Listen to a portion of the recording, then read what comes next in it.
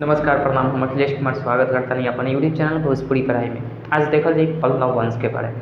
पिछला वीडियो में संगम वंश के बारे में जानले बानी सन और शायद उम्मीद बा कि बहुत सारा लोग के समझ में आयल हुई बात। ना समझ में आयल हुई तो कोनो बात नहीं है। आज हम लोग पल्लव वंश के बारे में जानेंगे। तो चलिए शुरू करते हैं पल्लव वंश के बारे में। पल्लव वंश के बारे में आप याद रखिएगा, जो भी मुख्य मुख्य चीज़ें हैं उसको मैं बताऊंगा आपको और वो चीज़ आप याद रखिएगा, ठीक है। पल्लव वंश के संबंध में सबसे पहले बात आता है पल्लव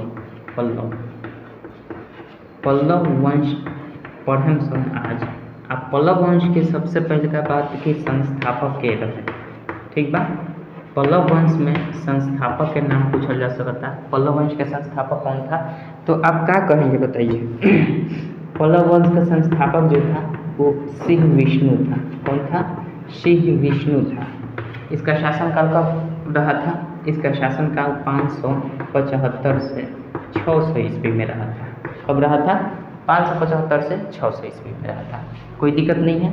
इसकी राजधानी कहाँ थी ये बताइए। इसकी राजधानी कहाँ थी भैया जी? इसकी राजधानी जो थी वो कांची में थी। कांची जो कि तमिलनाडु में पड़ता है। तमिलनाडु, ठीक है, कांची तमिलनाडु। आपसे पूछा जा सकता है कि बताइए कि पल्लव वंश के संस्थापक जो सिंह विष्णु थे उसके दरबारी कवि कौन थे? उसके दरबारी कवि कौन थे? तो आपको बताना पड़ेगा भैया जी। दरबारी कवि किसके? सिंह विष्णु के। सिंह विष्णु के दरबारी कवि कौन थे? भारवी। कौन थे जी? भारवी कौन थे? इसने किसकी रचना की थी? ये चीज़ याद रखिएगा, ये बहुत ही इंपॉर्टेंट है। भारवी किसकी रचना की थी?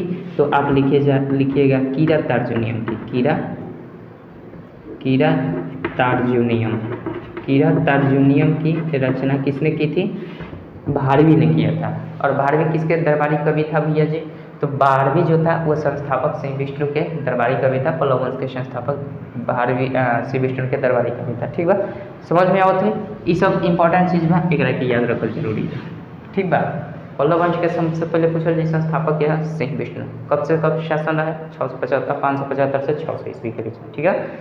अच्छा, एम एस पूछल जाए कि किरात अर्जुनियम के लेखक के हैं? भारवी है। भारवी कहाँ रहता हुआ? तो सिंह विष्णु के दरबार में कवि रहता, ठीक बा। रचना इनकर कहा, रचना के नाम कहा, तो रचना के नाम किरात अर्जुनियम, ठीक बा। कोनो दिक्कत ना, आगे बढ़ल जाओ। अगर बात कर जाओ कि पल्लव वंश में प्रमुख शासक के रहे, पल्लव वंश के प्रमुख शासक, तो मिटा देता नहीं पहले एक रखे। इतना चीज़ याद रखना के जरूरी बा। पल्लव वंश के प्रमुख शासक पल्लव वंश के प्रमुख शासक के बारे में देखा जाए। प्रमुख शासक, पल्लव वंश के प्रमुख शासक के रहे, तो सबसे पहले का नाम आ जाला प्रमुख शासक में सिंह विष्णु। तो ऊपर बन जो संस्थापक हों, लेकिन उनका से प्रमुख मतलब उनको बाद जो प्रमुख शासक पहले वो लोग के नाम अगर जानल जाए तो सबसे पहले आवेला महेंद्र वर्मन के नाम आता है। महेंद्र वर्मन, ठीक है। उसके बाद आता है नरसिंह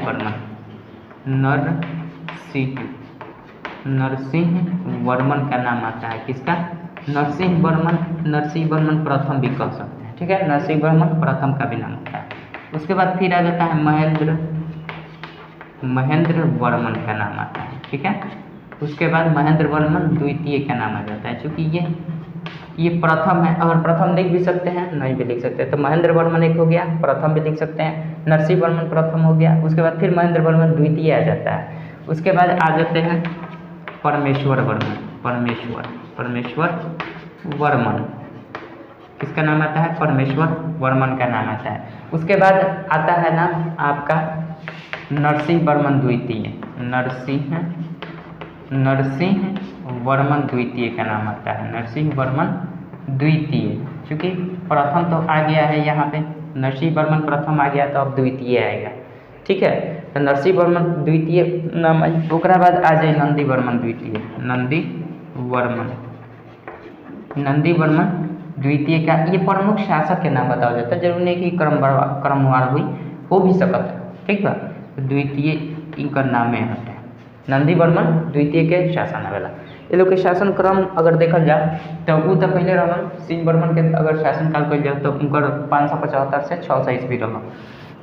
महेंद्र वर्मन के देखल जाए तो इनकर बाटे शासनकाल 600 ईस्वी से लेके 630 ईस्वी तक। ठीक बा, ध्यान रखे के बाद 600 ईस्वी से लेके 630 ईस्वी किसने शासन किया? महेंद्र वर्मन ने शासन किया पल्लव साम्राज्य में। ठीक है, नरसिंह वर्मन का आता है 630 से 668 ईस्वी तक। ठीक है, उसके बाद महेंद्र वर्मन द्वितीय, और फिर महेंद्र वर्मन द्वितीय आएंगे तो 668 ईस्वी से 670 ईस्वी तक शासन करते हैं। 670 ईस्वी तो मात्र 2 साल का शासन क्रम इनका रहता है। उसके बाद अगर बात किया जाए परमेश्वर वर्मन की, तो परमेश्वर वर्मन का शासनकाल 670 ईस्वी से लेके 700 ईस्वी तक हो जाता है। ठीक बा, कोनो दिक्कत नहीं है। उसके बाद नरसिंह वर्मन द्वितीय की अगर बात कर जाए तो इनका शासन क्रम 700 से 728 के बीच में बा। 700 से 728 के बीच में बा। उसके बाद नंदी वर्मन द्वितीय की अगर बात कर जाए तो नंदी वर्मन द्वितीय के 728 से लेके 730 से लेके बताओ जला कहाँ तक? 800 ईस्वी तक। ये लोग के शासन क्रम ये बा, ईस्वी ये बा। अब बात कर जब महेंद्र वर्मन प्रथम के बारे में आइए, बात करें महेंद्र वर्मन की, तो महेंद्र वर्मन क्या था? महेंद्र वर्मन की अगर बात करें तो महेंद्र वर्मन ने एक रचना की थी जिसका नाम क्या था? महेंद्र वर्मन ने एक रचना किया था जिसका नाम था मत विलास प्रहसन। क्या? मत विलास प्रहसन। आपसे पूछा जाएगा प्रहसन। ठीक है भैया जी, पूछल जाई कि मत विलास प्रहसन केकर रचना है? तो महेंद्र वर्मन के रचना है। ठीक बा, याद रखे के बा। मत विलास प्रहसन केकर रचना है? तो महेंद्र वर्मन की रचना है। ठीक है, बताया जाता है कि क्या बताया जाता है? बताया जाता है कि महेंद्र वर्मन जो थे ना, महेंद्र वर्मन वो जैन धर्म के थे। ठीक है, जैन धर्मावलंबी थे, मतलब जैन धर्म को मानते थे। उनका जैन धर्म में मत था, लेकिन कहा जाता है ना कि संगत से गुण आवत है और संगत से गुण जात है, जैसन संगत और रंगत। ठीक बा, तो ये भल कि जैन धर्म में पहले मानत रहन, विश्वास करत रहन, जैन धर्म से बिलोंग करत रहन, लेकिन बाद में क्या बल्कि शैव धर्म के अपना रहन। कैसे? तो तिरुनावुक रसू के बहकावा में, तिरुनावुक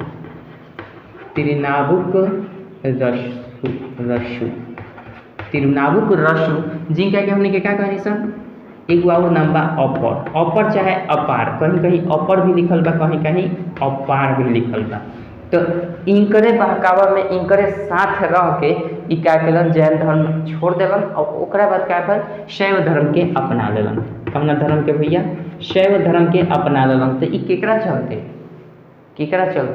अपर के चलते। ठीक बा, तो पहले इनकर जो जैन धर्म रहा वो जैन धर्मावलंबी थे, उसके बाद इसने शैव धर्म को अपना लिया था। कोई दिक्कत नहीं है। तो मत विलास प्रहसन किसकी रचना है? महेंद्र वर्मन की रचना है। आप बता सकते हैं, कोनो दिक्कत नहीं है। अच्छा चलिए, अब हम बात करते हैं महेंद्र वर्मन के बारे में। इतनी जानकारी आप याद रखिएगा, 2-3 पॉइंट हैं जिसको आपको नोट कर लेना है। आगे बढ़ते हैं। नरसिंह वर्मन प्रथम के बारे में अगर बात की जाए तो नरसिंह वर्मन प्रथम के बारे में जान लीजिए। नरसिंह वर्मन प्रथम जी आ रहे हैं यहाँ पे, और ये इसने क्या किया? नरसिंह वर्मन प्रथम कि जो बोलते हैं महाबलीपुरम में, जो तमिलनाडु में पड़ता है, तो महाबलीपुरम में इसने एकाश्म मंदिर का निर्माण करवाया था। किसका? भैया जी, एकाश्म मंदिर का निर्माण करवाए थे। कहाँ पे? एकाश्म मंदिर का निर्माण महाबलीपुरम में। महाबलीपुरम में किसकी? एकाश्म मंदिर की निर्माण इसी ने कराया था। एकाश्म मंदिर का निर्माण किसने कराया था भैया जी? नरसिंह वर्मन प्रथम ने। और इसे को क्या कहा जाता है? एकाश्म मंदिर को, इसको रथ भी कहा गया है। ठीक है, एकाश्म मंदिर जिसका निर्माण किसने कराया? नरसिंह वर्मन प्रथम ने। इसको रथ भी कहा गया है। क्या कहा गया भैया? रथ भी कहा गया है। इसकी संख्या कितनी बताई गई है? इसकी संख्या 7 बताई गई है। और सबसे छोटा जो रथ है ना, जब सबसे छोटा जो रथ है उसको नाम दिया गया है द्रौपदी रथ। ठीक है, द्रौपदी रथ का नाम दिया गया है। और ये महाबलीपुरम का एकाश्म मंदिर बनवाए हैं। रथ जिसका नाम है, इसकी संख्या 7 है। सबसे छोटी जो रथ है उसको क्या बोला जाता है? द्रौपदी रथ। इसने क्या किया था? नरसिंह वर्मन प्रथम ने ये उपाधि 2 उपाधि धारण किया था। कितनी उपाधियाँ? दो उपाधि धारण किया था, और दोनों उपाधि के में नाम क्या था? एक तो नाम था वात्पिकोन, एक का नाम था वात्पिकोन की उपाधि धारण की थी, और दूसरा महामल्ल की, महामल्ल की उपाधि धारण की थी। तो ये दो उपाधियां ये धारण किया था, और इसी ने महाबलीपुरम का एकाश मंदिर का निर्माण करवाया था। कोई ना दिक्कत नहीं है। इसको जिसको महाबलीपुरम का एकाश में जो मंदिर है उसको क्या बोला जाता है? तो उसको बोला जाता है रथ। संख्या कितनी है? 7। मैं रिपीट इसलिए कर रहा था कि आपको याद हो जाए, ठीक है। द्रौपदी रथ वात्पिकोन इसने क्या किया था?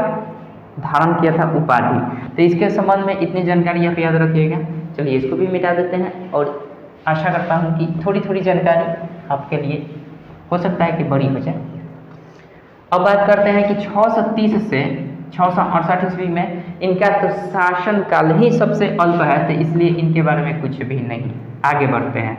इनके बारे में अगर हम बात कर लेते हैं, ये कौन है भैया जी? महेंद्र वर्मन द्वितीय। महेंद्र वर्मन द्वितीय के बारे में अगर बात किया जाए तो इसने शासन किया 668 से 600 सॉरी ये तो ठीक है, ये ठीक है। इनके बारे में हमने बात किया था। नरसिंह वर्मन के बारे में तो अभी बात किया था, वात्पिकोन का इसने उपाधि धारण किया था, महामल्ल की उपाधि धारण किया था। इनके बारे में बात कर लिया था, इनके बारे में बात कर लिया था। ये 2 साल ही केवल किए हैं, 68 से 70 साल किए हैं। तो इसका मतलब कोई शासनकाल 2 ही बहुत अल्प समय के लिए है, तो इसलिए इनके बारे में कुछ भी नहीं। आगे बढ़ते हैं। परमेश्वर वर्मन की अगर उपलब्धियों के बारे में बात किया जाए तो इसने क्या किया था भैया जी? परमेश्वर वर्मन ने मामल्लपुरम में, जो कि ये भी तमिलनाडु में पड़ता है, मामल्लपुरम में इसने क्या किया था? गणेश मंदिर का निर्माण करवाया था। किसने? मामल्लपुरम में गणेश मंदिर का निर्माण करवाया था, गणेश मंदिर का निर्माण करवाया था। और साथ ही साथ ये भी उपाधियाँ, बहुत सारा उपाधियों को धारण किया था। इसकी उपाधि क्या थी? उपाधि की बात किया जाए तो इसने कौन कौन सी उपाधि धारण की थी? इसने कौन कौन सी उपाधि धारण की थी? तो सबसे पहले आ जाता है उपाधि में एकमल, रणंजय,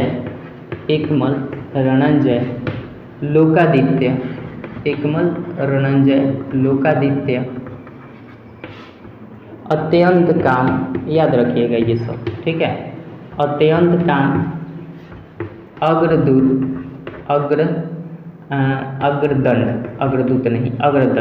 ठीक है। एकमल, रणंजय, लोकादित्य, अनंत काम, अग्रदंड। उसके बाद आपका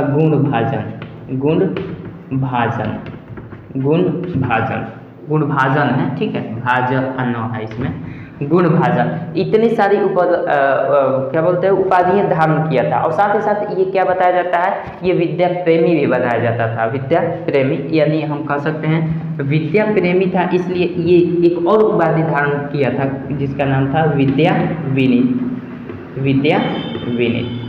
ठीक है। विद्या विनीत, क्योंकि ये विद्या प्रेमी भी था।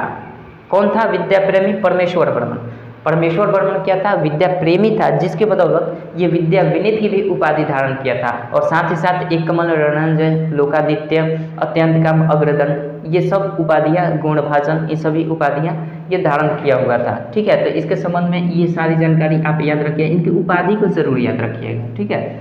उपाधि बहुत ही इम्पॉर्टेंट है और उपाधि को आपको याद रखना ही पड़ेगा, ठीक है। अब बात करते हैं नरसिंह वर्मन द्वितीय की। तो नरसिंह वर्मन द्वितीय की अगर बात किया जाए तो ये राज सिद्धेश्वर मंदिर जो है, राज सिद्धेश्वर मंदिर, जिसको हम कैलाश मंदिर भी बोलते हैं, कैलाश मंदिर, इसका निर्माण किसने किया था? कैलाश मंदिर का निर्माण किसने कराया था? कैलाश मंदिर का निर्माण किसने कराया था? जो कि कांची में है। तो कांची के कैलाश मंदिर, जिसे राज सिद्धेश्वर मंदिर भी हम कहते हैं, उसका निर्माण इसी ने कराया था, नरसिंह वर्मन द्वितीय ने, ठीक है। नरसिंह वर्मन द्वितीय ने ही निर्माण करवाया था। कौन? जिसको हम क्या बोलते हैं? जिसको हम बोलते हैं राज सिद्धेश्वर मंदिर, राज सिद्धेश्वर मंदिर, ठीक है। राज सिद्धेश्वर मंदिर का निर्माण किसने कराया था? इसी ने कराया था। और साथ ही साथ इसने भी उपाधियों को धारण कर रखा था। कौन कौन सी उपाधियां धारण कर रखा था? आइए इसको भी हम जान लेते हैं, इसको मिटा देते हैं, ठीक है। इसके संबंध में जान लिए। कैलाश मंदिर, जो कांची का कैलाश मंदिर है, उसको निर्माण किसने कराया था? नरसिंह वर्मन द्वितीय ने, ठीक है। नरसिंह वर्मन द्वितीय ने कराया था, जिसको हम राज सिद्धेश्वर मंदिर भी बोलते हैं। कांची का लिख लीजिए, कांची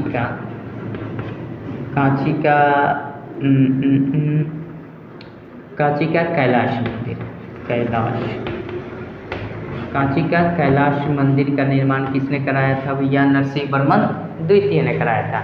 और इसके संबंध में इसी को हम किस नाम से और जानते हैं? राज सिद्धेश्वर मंदिर, राज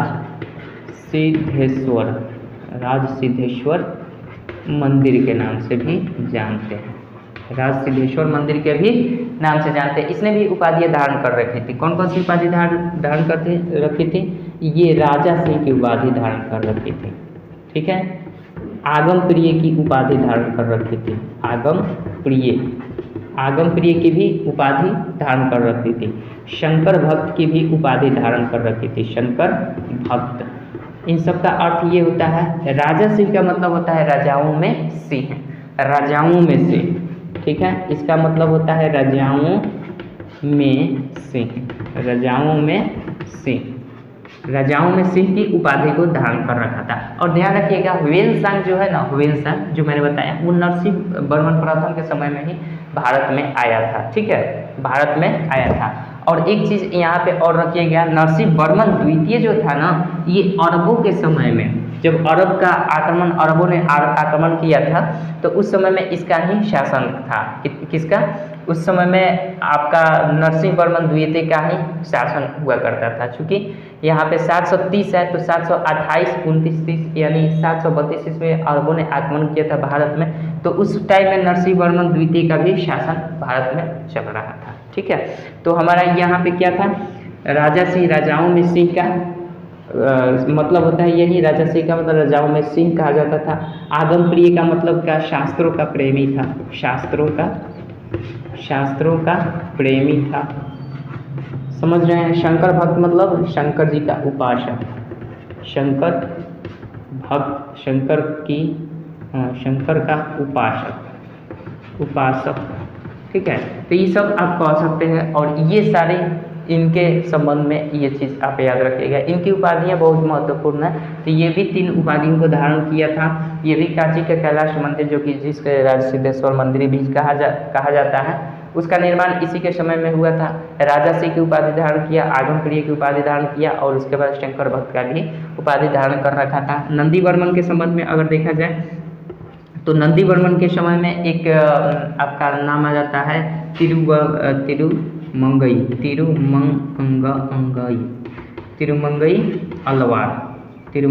अलवार जो थे ना, एक नाम आता है तिरुमंगई अलवार, किसके समकालीन थे, ठीक है, किस पल्लव शासक के समकालीन थे? तो आप बताइएगा, नंदी वर्मन द्वितीय के शासनकाल के संबंध में आप बता सकते हैं। या फिर आपसे पूछा जा सकता है नंदी वर्मन द्वितीय, अगर ये इसके समकालीन है तो जाहिर सी बात है ये भी इनके समकालीन होंगे, मतलब एक ही समय में अलग अलग राज्यों में राज किया करते होंगे।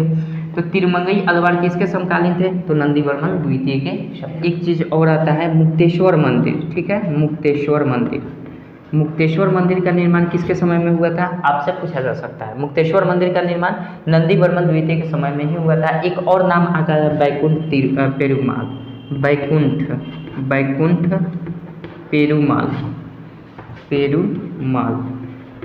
पेरुमाल मंदिर का निर्माण किसके समय में हुआ था?